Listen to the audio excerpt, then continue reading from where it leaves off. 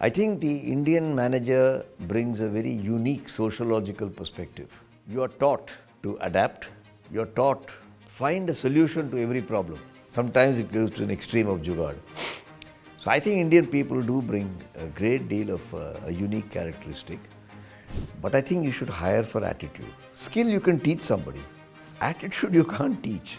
Some people are my way or the highway types. Some people think the company owes me everything. But attitude is a form of constructive hunger.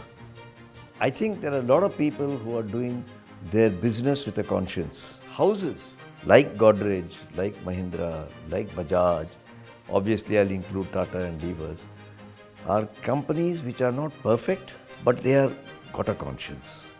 And those are the kind of leaders I admire.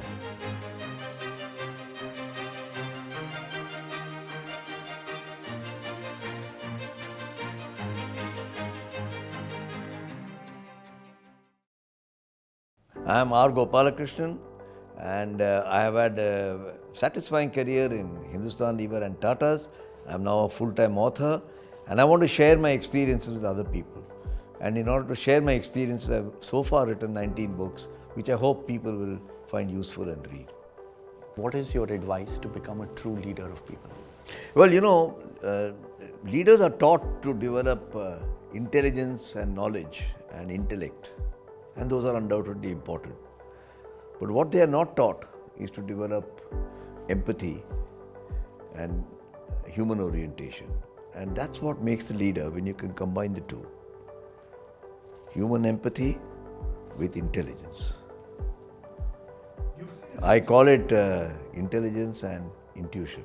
Mr. Krishnan, you've had a ringside view of the evolution of Indian corporate leadership over the last 4 to 5 decades. What is the one positive and one negative change you've noticed in Indian leadership? The positive is over 75 years, the entrepreneur has been released from the shackles he had earlier. The negative is that the entrepreneur has not professionalized himself. The converse is also true. The professional has also been released from the shackles he had earlier, but the professional has not become sufficiently entrepreneurial. And from someone who has led across the globe, global companies, Indian organizations, how are Indian professionals different to manage from their Western or Asian counterparts? Well, I think every society and community has its own angularities or specifics which are cultural. Which one should not pass a value judgment on. We Indians like to talk more than to listen. And that is one aspect which needs to be managed. We grow up here, we grow up with it, so we take it for granted. But when a foreigner comes to work here, he or she realizes that that's an aspect to be understood and managed. The second is that we are fairly argumentative. Culturally. I mean, all our ancient scriptures tell us that don't accept things at face value, debate it. Even the Lord Buddha, when he got his enlightenment under the Bodhi tree, he told his followers, question me. So we have that in our genes, and that's a second aspect. And both of these are misunderstood sometimes. On the flip side, of course, generally speaking, I'm making a very sweeping statement, Indians are fairly intelligent and aggressive. And that's a nice combination. But that's the distinctiveness.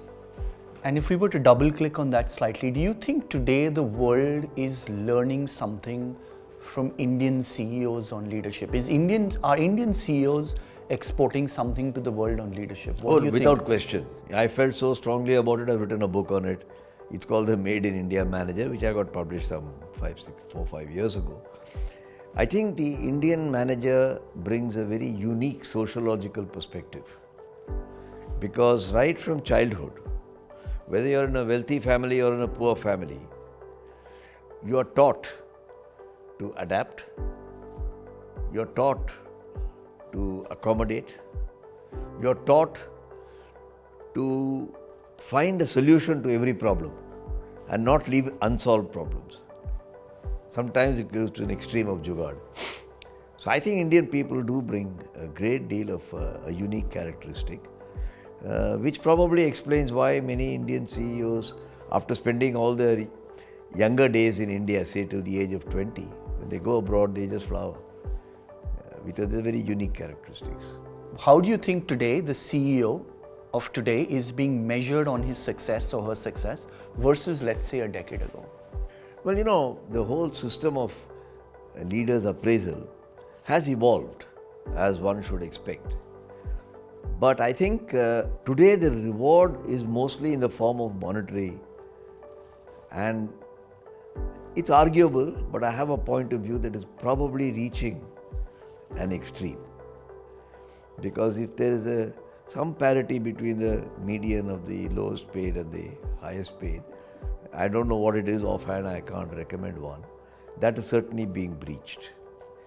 The second thing that is a deficiency, in my opinion, which is, in the past we used to look at the CEO's performance in a holistic way. Has he met profit targets? Has he met sales targets? Has he been good with people? Has he managed to lead his team? Progressively it has shifted to the measurable things, and the more intangible things are getting left out.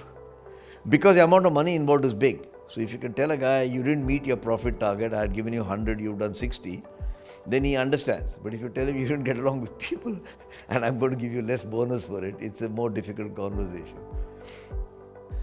You've sat on the boards of a lot of institutions in India.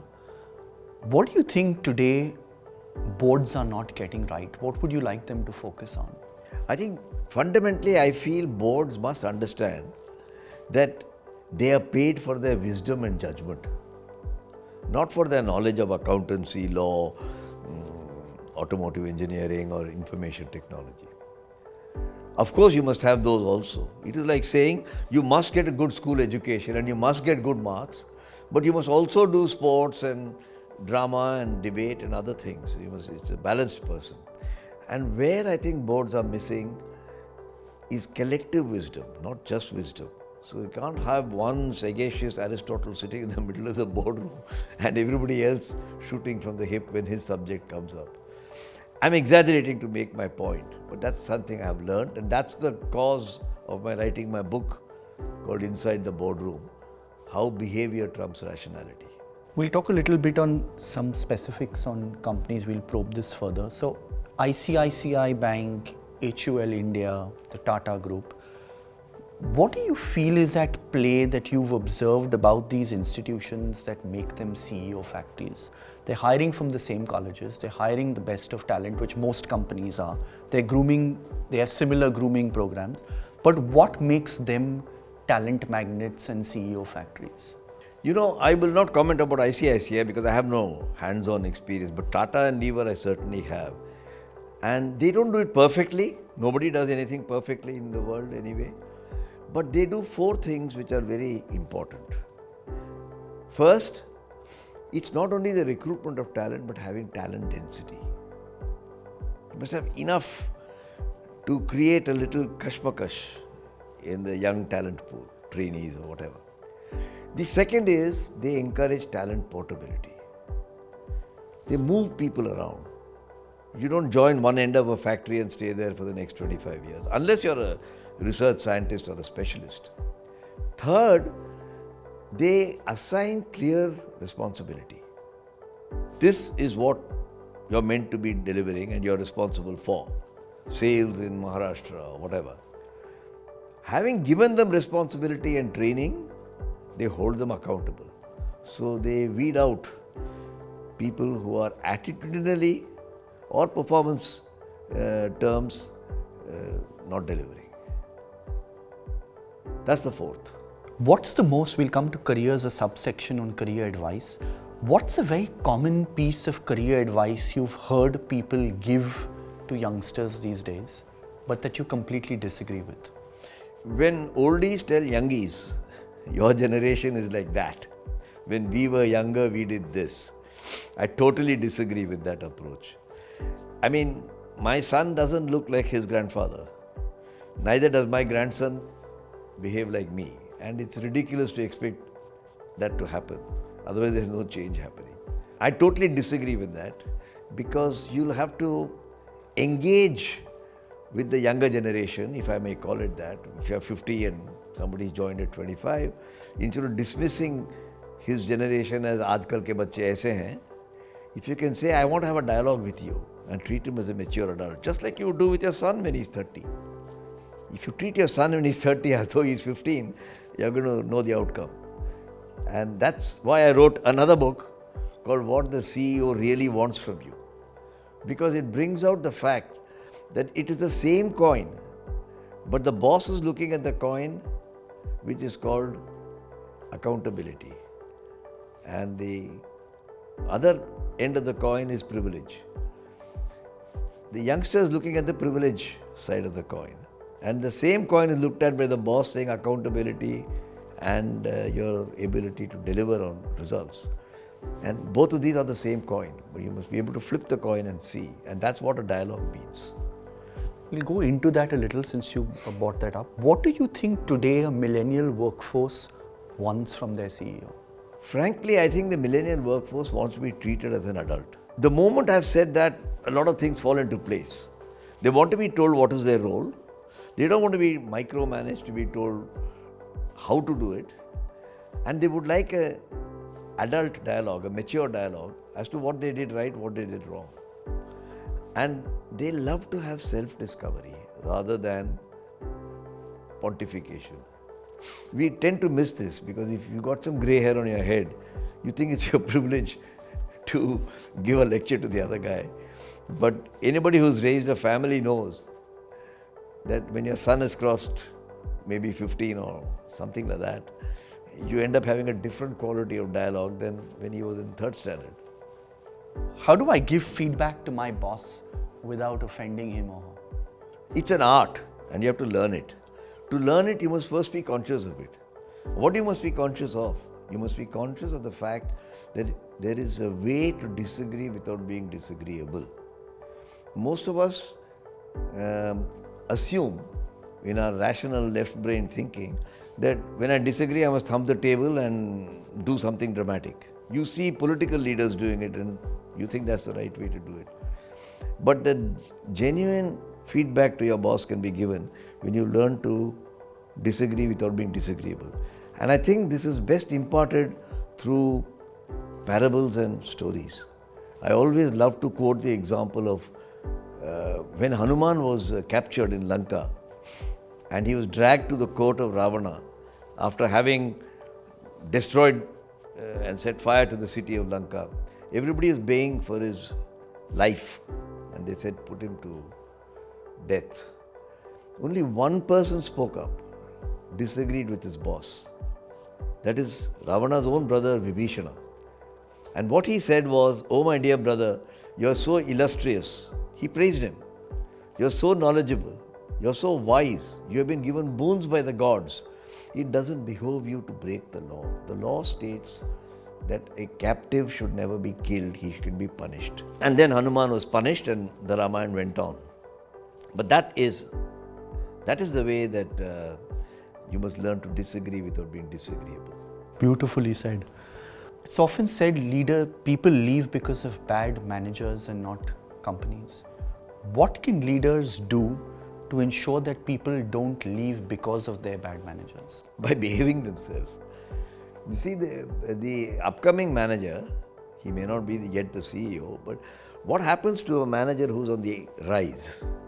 It happened to me, it's happened to everybody, is you get more and more self-obsessed. I joined at 23 from IIM or whatever. I became at 30 general manager, at 32 I was vice president, at 40 I became the CEO. So you withdraw into your own echo chamber. Whereas the true job of a manager is to get work done by other people. The higher he rises, the more he depends on other people. And therefore you have to take steps to get out of the echo chamber and learn to understand that it's not your knowledge of banking or marketing, branding, for which the company is paying you, but your ability to nurture this in other people. And then that makes you automatically give yourself the chance to be a bit more empathetic and sensitive. I've heard you say this before, that leaders must learn to let go and let their juniors make mistakes. How should a leader build this ability when they are responsible to their stakeholders for their juniors' mistakes? Well, that's a very good question. And my answer is, if you have specified responsibility, that this is what, and you've trained him to discharge that responsibility, then be ruthless.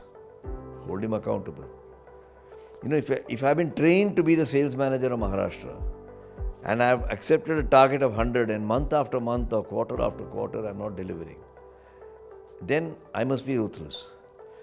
I may implement my decision with compassion because his wife's expecting, or he's got other problems. I may give him 6 months on separation terms, but he must go. This is how leaders can make sure. And I've got 2 examples, but I won't go into that in the interest of time, where I learned a lot out of practicing this. Can you give us one such example? Well, when I was maybe 37, 38, I was running a division for animal feeds, dairy feeds, And when you make a poultry feed for chicken, you use an ingredient called copper sulfate, which comes in crystals, and it has to be finely ground because copper has some role in the nutrition.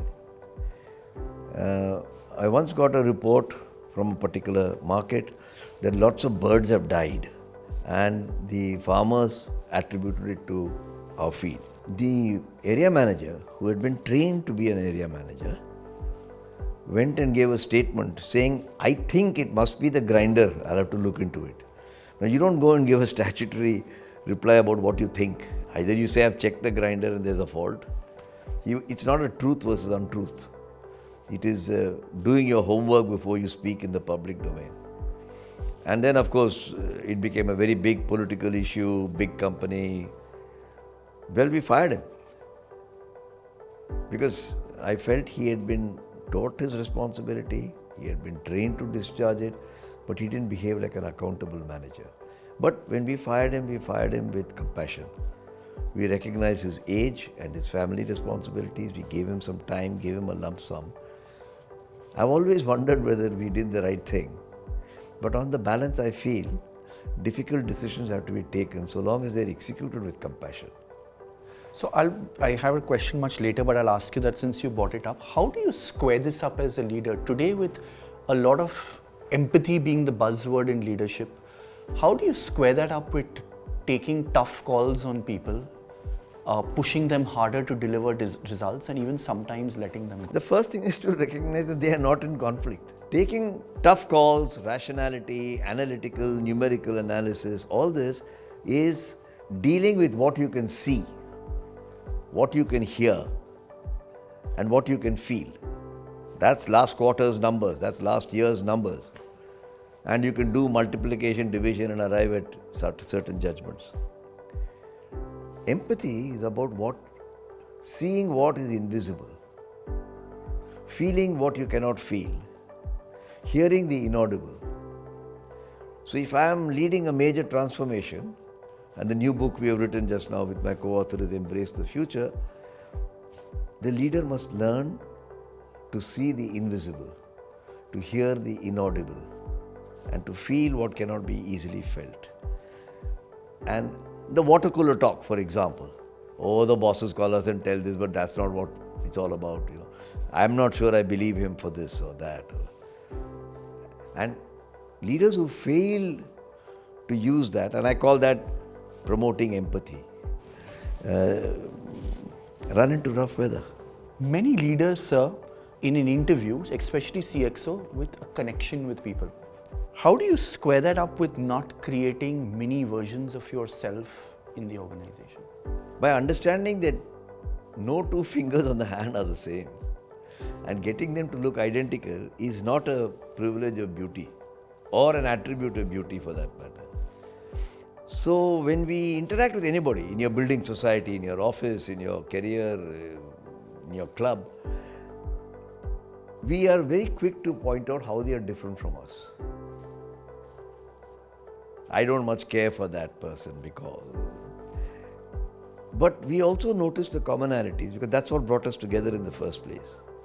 The difference between the commonality that you've identified and the difference that you have identified, both of them are in your own head, is you can ignore the commonalities because there's a natural synchronicity in the commonality. I also like reading books, I also like to play golf, you also like to play golf.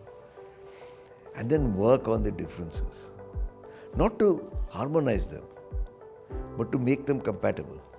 So if I have a difficult neighbor in my building society, Bombay is full of cooperative societies which bring together remarkably uncooperative people into one cooperative society. I mean, I've never met a person who has a peaceful cooperative society.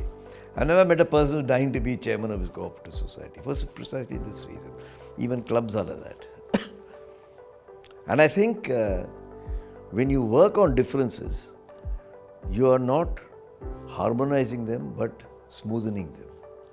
And I think the best lessons you can learn on this is that the girl you saw or the boy you met when you were 25, who looked perfect in every respect, as you grow older, doesn't look perfect anymore. Now you can easily walk out and close it, but most people work on the differences. And those who have a long marriage, for example, build relationship, have learned to accept that we are different, but what is common amongst us delivers far more to us than what is different amongst us. That is the secret. How do I get better as I grow up in the hierarchy of an organization? How do I get better at decision making? Data, instincts, what do you rely on more? You know, the mixture of how much of intelligence and how much of intuition varies as you rise in your organization. It's like a bus which is driving along a plain level road and then climbs up a mountain, then comes down a mountain and then goes through a rough road patch. You have to adapt to each phase of that journey.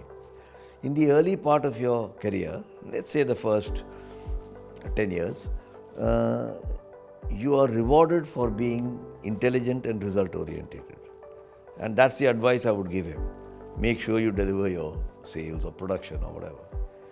In the second part of your career, you're rewarded not only for that, you must always be able to deliver results, but can you do it with people and relationships? Because now you have 5 people working for you. In the third phase, which may be the year 20 to 30, you are rewarded for advocacy. Can you think of an idea and can you sell the idea? Because you've learned how to execute, you've learned how to carry people with you, but can you think of a new idea and execute? And the last stage, people judge you to see whether you're authentic. So I call them the 4 A's, and there's another book I've written on this. I call it accomplishment, adaptability, advocacy, and authenticity. And it's those 4 A's, and all 4 are required at all levels, but the pie chart varies in its size and proportion, which I've described in the book. What's been your favorite failure in your career? And what has it taught you about people and human beings? I don't know if it's a favorite failure, but it is a failure that almost derailed my career. When I was the director of my company, I suddenly found it was a foreign exchange fraud.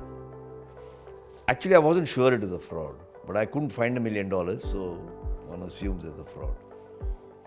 So I panicked. Remember, these are the years of FERA, and if you had even $5 in your pocket, you could be arrested. And I had 3 options. And this is repeatedly played out in the public domain with various episodes. The first option was give it some time. Let the facts emerge. So no need to tell anybody yet. Maybe the barking dog will stop barking. Second option is get all the facts and then discuss it. And it won't vanish, but you can discuss it after getting all the... There's no end to getting facts. It can go on for... And the third one is ask for help. And in this particular case, when I was a young director. I must have been full of myself. When you're 41, 42, you do tend to behave a bit with extra self-assurance. I did the third thing. I did it instinctively. One of my colleagues advised me, and I went and said, I need help. Now, when you're 41, 42, you're a director of the company, you're supposed to be a sab-janta-wala who can solve all problems. You have to develop humility and give up that instinct, because that is not the reality. And I got full help, to the credit of my company, Hindustan Lever, in the legal, accounting and foreign exchange and all the things. And whereas I should have got sacked, they actually promoted me. So I learned from that failure that being vulnerable is a good thing. But you can't be vulnerable 365 days a year, obviously. But when you made a big mistake, what can you learn? Get help to solve it. Just two simple words, we'll move a little faster, I'm cognizant of the time. Two simple qualities that are most underrated or unused in leadership today. Just two. In leadership today. Two underrated qualities used by leaders today. My view, it is humility and empathy. The most common myth about leadership or misconception that you would like to clarify? That leaders are all about what they did is a myth. Leaders are all about how they will be remembered. That's the reality. Two things that you relate to or value most about the Tata leadership culture, and two things that you would recommend to infuse more of in that culture. Tata is a very ethical organization, and they think deeply about the human side of enterprise and relationships. And I consider that to be one of their great strengths. In order to promote that feeling with new recruits who come in from outside, Tata is full of stories. Full of stories, and real stories, they are not made up stories. How Jamshedji did this, how Dwarabji did that, and how JRD did something else, how they solved problems. And Rusi Lala's books and so on are all available for people. Tata's is, in that sense, perpetuating good values. In fact, if you go to any Tata office, they'll say Huma Hukta Khasta, which in Zoroastrian means good words, good deeds, and good actions. So that's a very positive thing. And I think I attribute this ability to have a simple philosophy which you can allow people to explore and accept in their own way is one of the great strengths of Tata's. What else can they do better? I think their left brain systems of evaluation of people and leaders can be improved. What is your simple version of power in an organization? You know, power is an asset given to you for a short time to look after. It's like Dorabji Tata had the Jubilee diamond for his wife. Cost a lot of money back in the 20s. That was power. People said he's got the Jubilee diamond. But when Tata Steel couldn't pay the salaries and nobody was willing to bail out, Dorabji Tata took, with his wife's agreement, that Jubilee diamond to raise a loan. And after 5-6 years, the Jubilee diamond came back. That is power. Power is the ability to conserve it rather than display it, for use when it is required and for suppression when it is not required. That is power. Three things that you always did, while giving feedback to CXOs. So far as I can recall, and my former CXOs have to be able to verify this or confirm it, my conversation was always about we rather than you. But the moment you use the word you, it becomes judgmental. We becomes a bit more inclusive. So that is certainly one thing I can remember. The second is I did not believe in feedback of a micro nature. He's a CXO. I don't have to tell him that day on the 25th of August at 4 p.m. you said this to your boss. That is not a nice thing to do. I thought talking in metaphors and giving hints is a more effective way to deal at that level. If he's a young 22-year-old guy, then it's a different matter. And the third thing is setting ourselves a common problem to solve rather than leaving him with a problem to solve. If I say, you have to improve how polite you are, that's one. See, we all must have a better conversation. That's it's the same thing we are putting together. What's the most brutal feedback you received on your leadership style? Who did it come from? What did they tell you? It came from my wife, who said I was very arrogant. And I'm told that every wife thinks so of her husband, but when their husbands are 45. Actually, I'm a strong believer that your best management development counselor is somebody who's very close to you. Wife is an example. It could be a brother, it could be a father. And I've got lots of stories which I've written about, but I'm not getting into now, of how power-obsessed leaders, and many leaders tend to be power-obsessed, have a calming effect by the presence of or the comment or the feedback of their wife. And I use the word wife again metaphorically. It could be somebody very close to you. By the way, it's not gender specific, because the wife can also be a tigress and she needs the husband to sort of calm her. If you could ask someone one question to hire them, and based on that, only that one question, you would hire him or her, what would that question be? What would you probe? I would say, what is your attitude? Many people hire for skills, but I think you should hire for attitude. Skill you can teach somebody. Attitude you can't teach.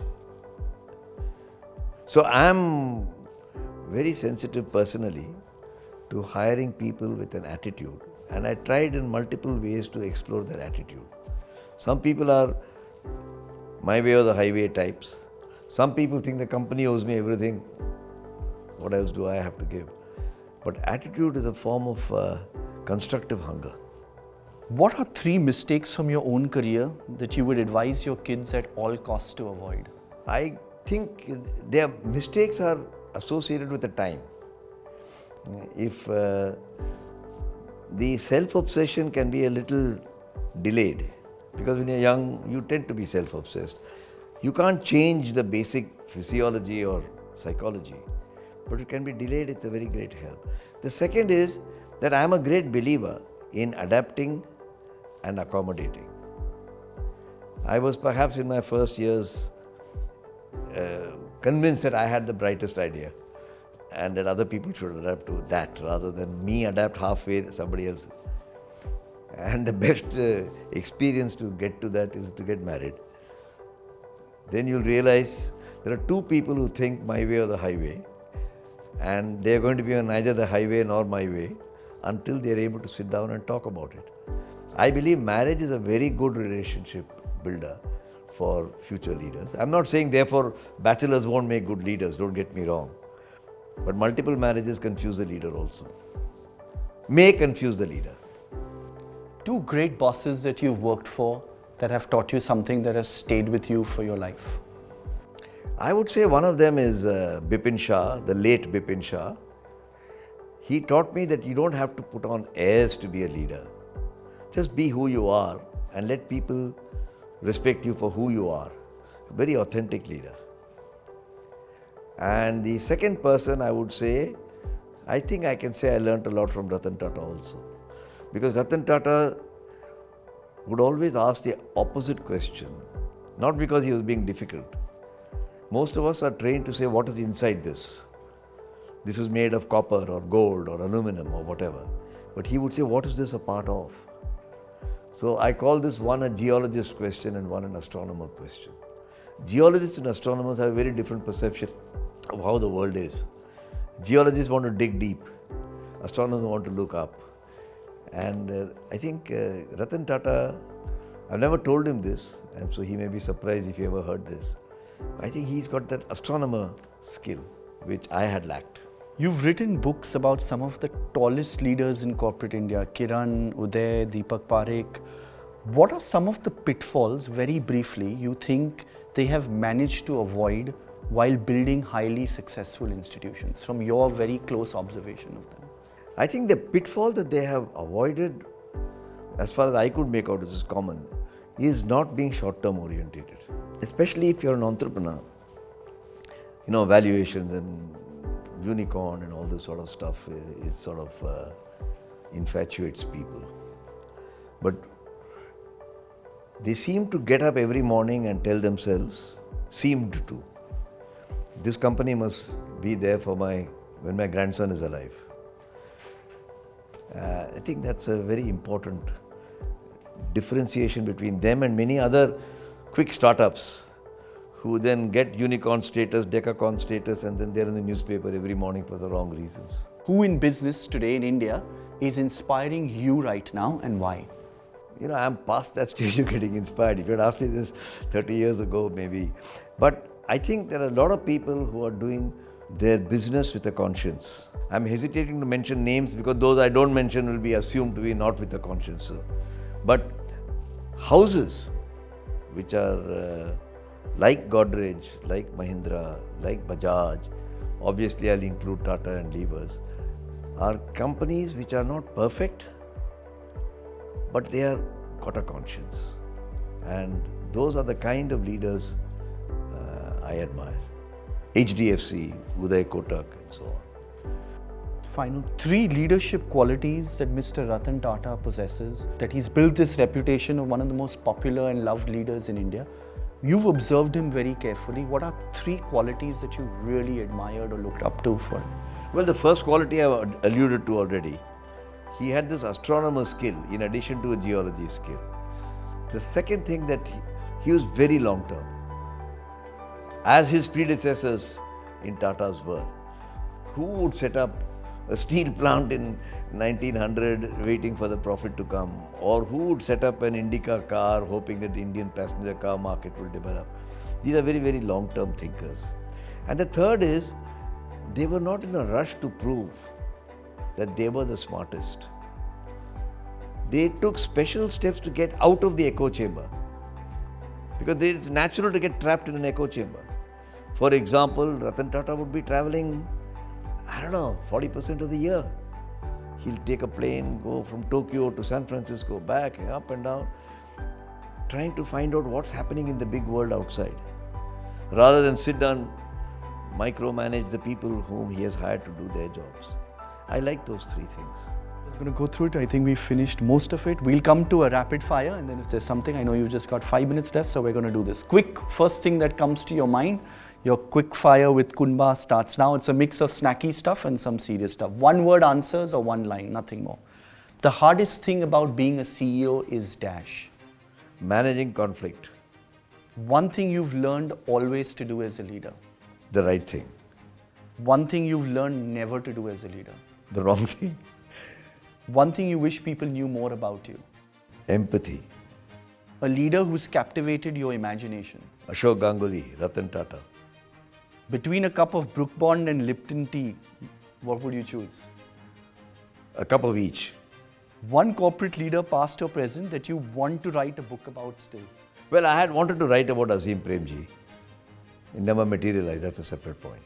Data, facts or instinct, what did you bet on most? In the early stage of my career, data and facts. Later stage of my career, instinct. 1 moment from your life you'd love to relive. Whatever life has given me. It's been wonderful. When in doubt, what do you do? I go into deep reflection. If you invented a new public holiday, what would we be celebrating? I would really celebrate Vasudhaiva Kutumbakam Day, which is really what India is all about. A cause that you are deeply passionate about. Liberalism. 1 thing on your personal to-do list that's been there for the longest time. I want to write a book on why Jamshedji Tata still matters. And that book will come out by the end of the year. Your secret daydream. To sleep well at night. A job you secretly wanted but didn't get. Well, I wanted to be chairman of Hindustan Unilever. I didn't get it. I wanted to be chairman of Tata Sons, but I didn't get it. But that's okay. 70-hour work week dash. Work as hard as you can. And if it's not good enough, you stay where you are. Your favorite book on leadership? The ones that I write, because they are based on experience rather than theory. If you could give up all your rewards and recognition for a chance to dash. To get my kids young again. Your favorite movie or show character when we say the word leadership? Otto. Morning person or night owl? Morning. First thing you do in the morning, last thing you do at night? I open the morning with listening to some bhajan. The last thing I do at night, which I go to sleep at 9:30, is to read a book. The soundtrack to your life will be. Happiness. And finally, if you had a gigantic billboard out there and you could put up one message to millions, a message or a line or a quote that you've lived by, what would that be? Accommodate and appease. Live a happy life. Thank you very, very much for doing this, Mr. Krishnan. It's been an absolute pleasure hosting you at Qunba. We need a lot of sharing, and this is a sharing platform. So I applaud what Qunba is doing. I hope Qunba will be popular.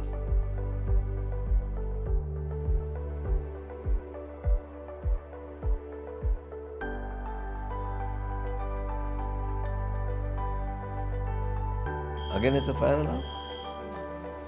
Sorry, sir. Can't help it. I think I'm saying very fiery things. Yeah, fiery things, and it's like. You're setting the stage on fire. Not just this stage, the building.